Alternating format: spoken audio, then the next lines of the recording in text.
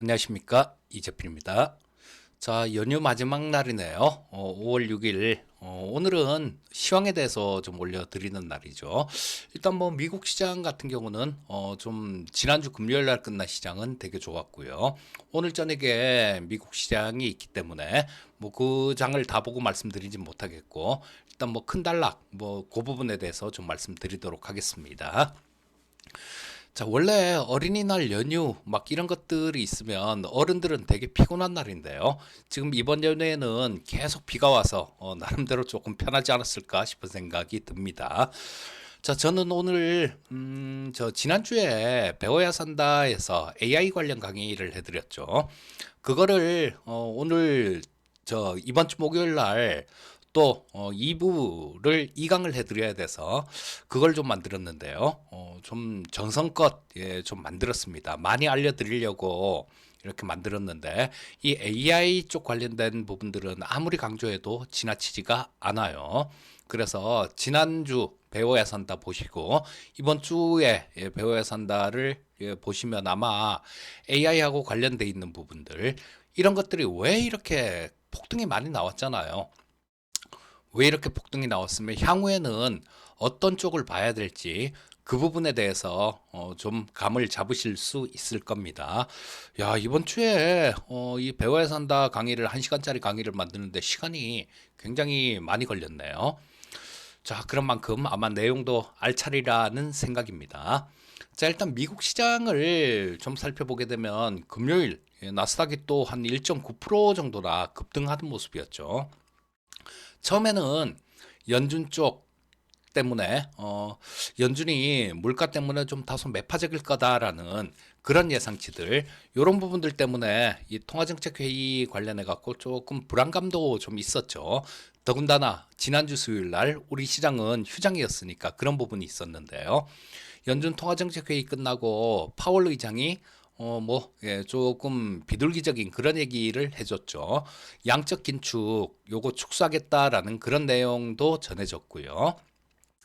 자, 파월 의장은 제가 본 파월 의장은 많이 외압을 많이 받는 그런 스타일입니다.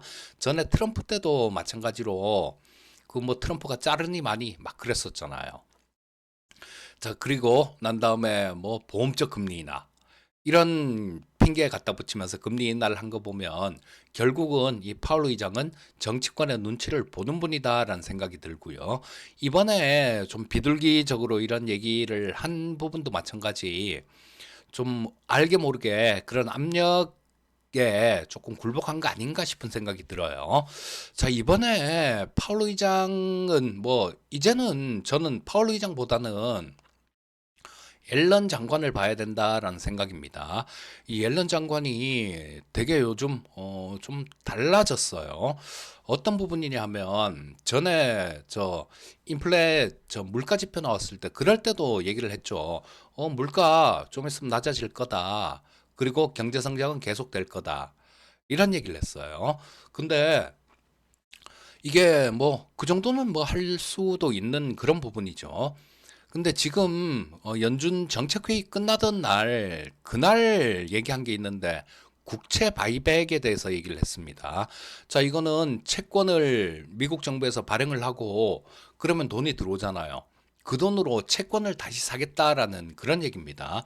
우리 기업으로 따지면 이 저 돈을 많이 기업들 버는 기업들 애플도 뭐 1,100억 달러 자사주 매입하겠다라는 얘기를 했잖아요. 그런 형태로도 볼 수 있겠지만 좀 다릅니다. 예전에 2000년대 초에 미국이 그 국채 바이백을 한 적이 있었어요. 근데 그때는 미국이 재정이 흑자였습니다. 그러니까 돈을 많이 벌었을 때 번 돈으로 국채를 산다. 이런 거였어요. 그거는 굉장히 건전한 거죠. 좋은 거죠. 미국 재정에도 플러스고. 자, 근데 지금 이번에는 조금 달라요. 미국 재정 적자는 역사상 사상 최대치 이렇게 막 갱신해 가고 있어요. 그런데 여기서 국채를 다시 산다? 이게 좀 많이 석연찮은 부분들이 있죠. 그래서 이거는 정상적인 경우에는 나올 이런 얘기가 나올 부분들이 아닙니다. 그래서 저는 그런 부분들이 대선 때문 아닌가 싶어요. 자, 이 앨런 장관 같은 경우는 특히 더 트럼프를 굉장히 싫어하는 것 같습니다. 그래서 이번에 저 대선에서는 무조건 바이든을 재선을 시키려고 아예 마음을 먹은 것 같아요. 자, 우리 이 국채 바이백도 그렇고요. 국채를 바이백한다라는 건 국채를 산다는 얘기잖아요. 그러면 채권을 사면 국채를 사면요. 채권을 매수하면 어떻게 되겠습니까? 자, 채권 가격은 사자가 많으니까 채권 가격은 올라가겠죠. 그러면 채권 채권 가격은 올라가면 채권 금리는 떨어지는 거죠. 이 부분이 약간 헷갈리시는 분들이 있을 텐데 이해하기 쉽게 간략하게만 좀 말씀드리면요. 채권은 만기에 줄 돈이 정해져 있는 거잖아요. 만약에 우리나라는 권면이 거의 10,000원권인데 자, 10,000원을 만기에 준다라고 가정을 합니다. 근데 지금 이게 할인돼서 발행되죠. 이거는 만기에 받을 돈이니까. 그러면 예를 들어 9,000원에 지금 거래가 되고 있어요.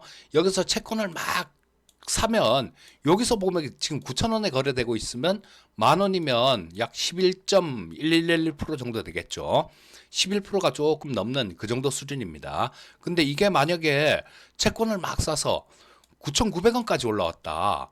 그러면 이자는 굉장히 작아지죠. 금리는 굉장히 작아집니다. 그러니까 이런 개념으로 생각을 하시면 어렵지 않고 가장 좋으실 거예요. 자, 그래서 채권을 매수하면 미국 국채 가격이 올라가고 금리는 떨어지겠죠. 자, 그러면 시장에는 우호적인 환경이 적용되는 거죠. 자, 그래서 조금 큰 틀에서 시장을 말씀드리고 싶다라는 게 이 얘기입니다. 앨런 장관이 그렇게 하고 있다라면 과연 이 시장이 뭐 일각에서 얘기하는 끝난 시장이다 이렇게 얘기할 수 있을까? 그거 한번 생각해 봐야 돼요. 미국은 저 2분기, 3분기 대선 있는 그 당해 2분기, 3분기에 주가가 올라갔을 때 현직 대통령이 이거 재선될 확률은 무려 83%에 해당됩니다. 83%에 해당되니까 뭐 극히 적은 그런 부분들도 있었어요. 극히 작은 경우는 재선을 못하는 경우도 있었지만 확률이 굉장히 높아진다는 거예요. 그리고 지금 여러 군데 뭐 여론조사들 이런 것들 나오는 거 보면 바이든이 다 쫓아간 것처럼 그렇게 얘기를 하는데 그렇지가 않습니다. 미국의 경합주에 보게 되면 미국 같은 경우는 선거인단 수로 이걸 결정하는 거니까요. 전체 투표로 결정하는 게 아니라 선거인단 수로 결정을 하는 거죠. 그러니까 어떤 주에서 이긴 사람이 그 주에 있는 표를 독식하는 겁니다. 자, 그렇기 때문에 경합주가 가장 중요해요. 경합주가 한 11군데 정도 되는데 저 뭐 미시건주 빼고는 지금 트럼프가 앞서 있는 상황입니다. 그래서 지금 당장 미국 대통령 투표를 한다라면 트럼프가 될 가능성이 굉장히 높아요. 자, 이거를 앨런 장관이 바이든을 당선시키기 위해서 이런 행동들을 하는 것 같아요. 자, 그러면 또 한 가지 앨런 장관이 그런 얘기도 했었죠. 이런 얘기가 은근히 파월 의장을 좀 압박한 걸 겁니다. 지금 물가가 안 내려오고 있잖아요. 물가가 PC 같은 경우 근원 물가 같은 경우는 안 내려옵니다. 이걸 보고 집값이 안 내려와서 이게 근원 물가가 잘 안 떨어진다라는 그렇게 나오죠. 보면 집값이 안 떨어지고 있어요. 이걸 갖고 굉장히 좀 이상한 그런 논리로 앨런 장관이 얘기를 했는데요. 어떤 거냐면 금리를 낮춰야 된다. 지금 집값이 안 떨어지는 거는 공급이 부족해서다. 그러니까 공급을 늘려준다라면 집값은 떨어질 거다. 그러면 건설회사들 이자율 낮춰주면 금리 낮추면 투자를 할 거 아니냐, 집을 많이 지을 거 아니냐, 이런 논리입니다. 자, 근데 이거는 뭐 앨런 장관답지 않은 그런 얘기죠.